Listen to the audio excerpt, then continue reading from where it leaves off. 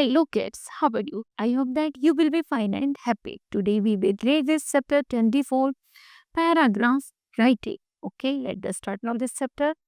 A paragraph is a connected series of the sentence relating to the same subject. यहाँ तक कि जो paragraph है वो किससे कनेक्ट होता है, वो सेम सब्जेक्ट जो हमें दिया गया उससे संबंधित होना चाहिए.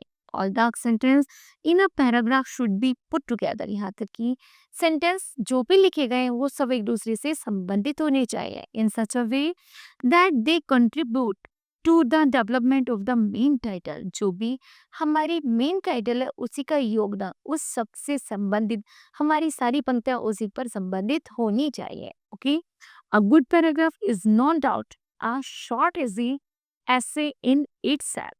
All the thoughts in a paragraph are arranged clearly and logically. Okay, it contains short as well as the long sentences. Some paragraphs are given below. Study them carefully. Number first है work is worship.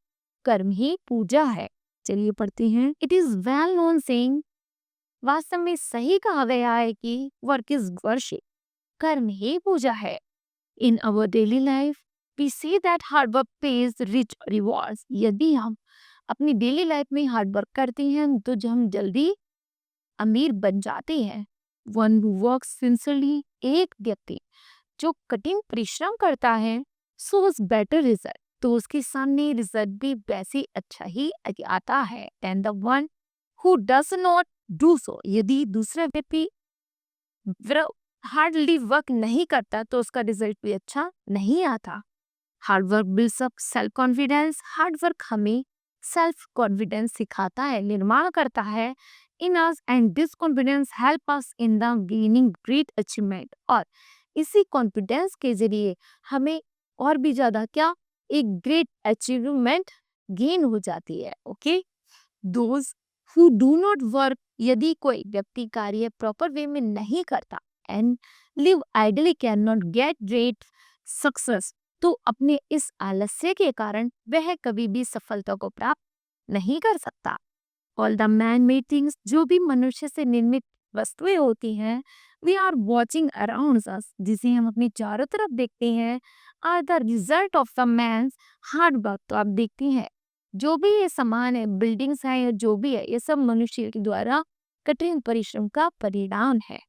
It is not the luck. इसे luck नहीं कहेंगे, but लेकिन the hard work that makes a man great in the society. लेकिन कठिन परिश्रम के द्वारा मनुष्य को एक समाज में एक नई संज्ञा दी गई है.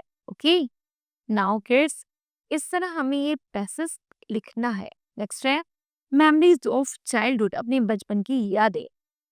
Memories of the childhood are pleasing. जो बचपन की याद होती है वो बहुत ज्यादा आनंद देती है.